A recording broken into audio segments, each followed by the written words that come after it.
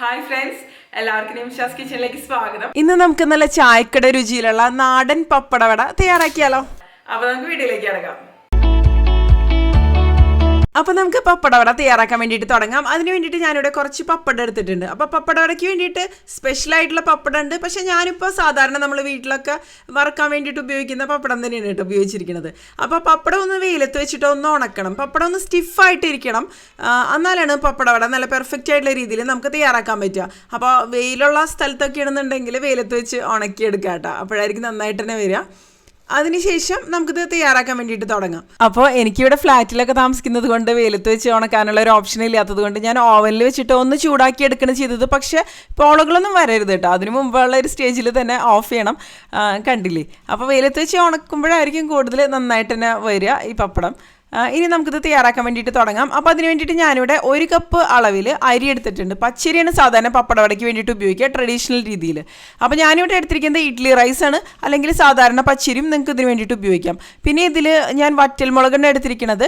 അപ്പോൾ ഒരു 7-8 വറ്റൽമുളകൊക്കെ ഇതിന് വേണ്ടിയിട്ട് ഉപയോഗിക്കാം. 8 മുതൽ ഒരു 10 എണ്ണമൊക്കെ വരെ എരിവിനനുസരിച്ച് നമുക്ക് ഉപയോഗിക്കാം കേട്ടോ. അപ്പോൾ സാധാരണ ഉണക്കമുളക്, അല്ലെങ്കിൽ നിങ്ങൾക്ക് മുളക് പൊടിയാണെങ്കിലും പിന്നീട് ഉപയോഗിക്കാം. ട്രഡീഷണൽ രീതിയിൽ സാധാരണ വറ്റൽമുളകും ഈ അരിയും കൂടി അരയ്ക്കുകയാണ് ചെയ്യുക. അപ്പോൾ അരി ഒരു 3 മണിക്കൂർ വെള്ളത്തിൽ നന്നായിട്ട് കുതിർത്തിയെടുക്കുക, കഴുകിയെടുത്തതിന് ശേഷം അതിനുശേഷം ഈ വറ്റൽമുളകും അരിയും കൂടി ആവശ്യത്തിന് വെള്ളം ഒഴിച്ചിട്ട് നന്നായിട്ട് തന്നെ അരച്ചെടുക്കുക. നല്ല പേസ്റ്റ് പോലെ തന്നെ അരച്ചെടുക്കുക. അത് ഞാനൊരു പാത്രത്തിലേക്ക് ഒഴിച്ചു കൊടുക്കുകയാണ്.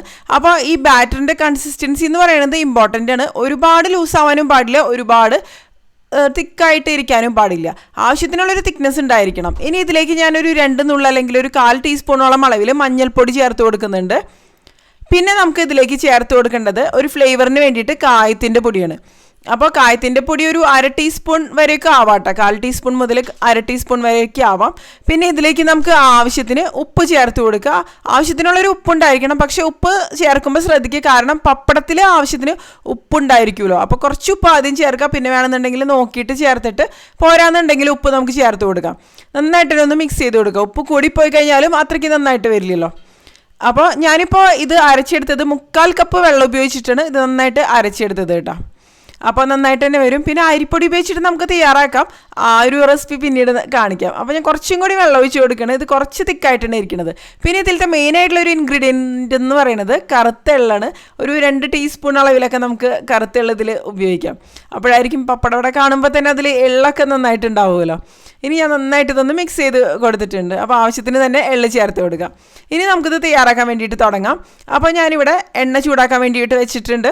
അപ്പോൾ ഈ ഒരു റെസിപ്പിക്ക് വെളിച്ചെണ്ണയായിരിക്കും കൂടുതൽ നന്നായിട്ട് തന്നെ വരിക. നല്ലൊരു നാടൻ ടേസ്റ്റ് അപ്പോഴായിരിക്കും കിട്ടുക കേട്ടോ. ഇനി നമുക്ക് ഓരോ പപ്പടവും ബാറ്ററിൽ മുക്കിയിട്ട് ഫ്രൈ ചെയ്തെടുക്കുക. അപ്പോൾ പപ്പടത്തിൽ ഞാൻ ഇതുപോലെ ഹോൾസ് ഇട്ട് കൊടുക്കുന്നുണ്ട്. അതെന്തിനാന്ന് വെച്ചാൽ ആ പപ്പടം അല്ലെങ്കിൽ പൊങ്ങി വരും. പോള വന്നു കഴിഞ്ഞാൽ ആ പപ്പടവട കറക്റ്റായിട്ട് വരില്ല. കാരണം എന്താണെന്ന് വെച്ചാൽ പോളകൾ വരുമ്പോൾ ആ ബാറ്റർ, അവിടെയുള്ള ആ ഒരു ബാറ്റർ വിട്ടുപോകും അവിടെ നിന്ന്. അപ്പോൾ ബാറ്ററിൽ മുക്കിയതിന് ശേഷം ആ ഒരു ബാറ്റർ തീരെ ഉണ്ടാവരുത്. അതായത് തിന്നായിട്ടുള്ള രീതിയിലായിരിക്കണം പപ്പടത്തിൽ അത് ഇരിക്കേണ്ടത്. അപ്പോൾ മാക്സിമം കുറച്ച് സമയം ഒന്ന് ഇതുപോലെ പിടിക്കുക. പിടിച്ചു കഴിഞ്ഞിട്ടുണ്ടെങ്കിൽ എക്സസ് ആയിട്ടുള്ള ഒരു ബാറ്റർ പോവുമല്ലോ. അതിനുശേഷം എണ്ണയിലേക്ക് അപ്പം തന്നെ ഇട്ട് കൊടുക്കുക. ഒരിക്കലും പപ്പടം ബാറ്ററിൽ മുക്കി വെക്കരുത്. മുക്കി വെച്ച് കഴിഞ്ഞിട്ടുണ്ടെങ്കിൽ പപ്പടം സോഫ്റ്റ് ആയിട്ട് മാറും.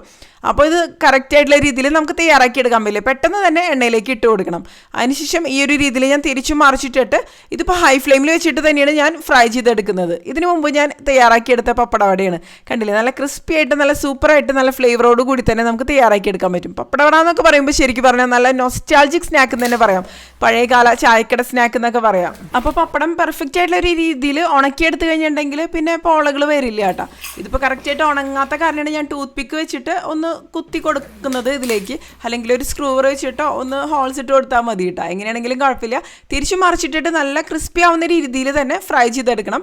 അപ്പോഴായിരിക്കും നന്നായിട്ട് വരിക. പപ്പടവട നമുക്ക് കുറേ ദിവസം കേടുകൂടാതെ സൂക്ഷിക്കാൻ പറ്റും. തണുത്തതിന് ശേഷം നല്ലൊരു എയർ ടൈറ്റ് കണ്ടെയ്നറിൽ സൂക്ഷിക്കാൻ പറ്റും കേട്ടോ.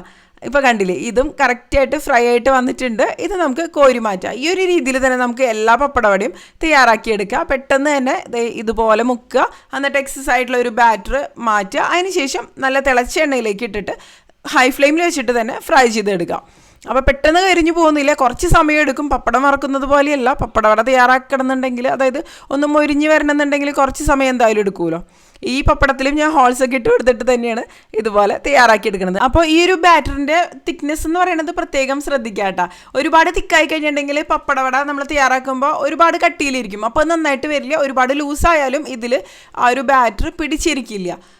അപ്പോൾ അത് ഒരെണ്ണം ഉണ്ടാക്കി കഴിഞ്ഞാൽ നമുക്കത് മനസ്സിലാവും. ഒരെണ്ണം ഉണ്ടാക്കി നോക്കിയതിന് ശേഷം ആവശ്യത്തിന് വേണമെന്നുണ്ടെങ്കിൽ വെള്ളം ചേർത്ത് കൊടുക്കുക. ഇനി എല്ലാ പപ്പടവടയും ഈ ഒരു രീതിയിൽ തന്നെ ഞാൻ തയ്യാറാക്കി എടുക്കട്ടെ. ചായയുടെ കൂടെയൊക്കെ ഈവനിങ് സ്നാക്കായിട്ട് കഴിക്കാവുന്ന ഒരു അടിപൊളി ഐറ്റം തന്നെയാണ്. അപ്പോൾ എല്ലാവരും തയ്യാറാക്കി നോക്കുക. അതിനുശേഷം നിങ്ങളുടെ അഭിപ്രായങ്ങളൊക്കെ പറയുക. തീർച്ചയായിട്ടും ഇഷ്ടപ്പെടും. വളരെ എളുപ്പത്തിൽ തന്നെ തയ്യാറാക്കി എടുക്കാവുന്നതുള്ളൂ. അപ്പോൾ നമുക്ക് മറ്റൊരു അടിപൊളി റെസിപ്പി ആയിട്ട് വീണ്ടും കാണാം.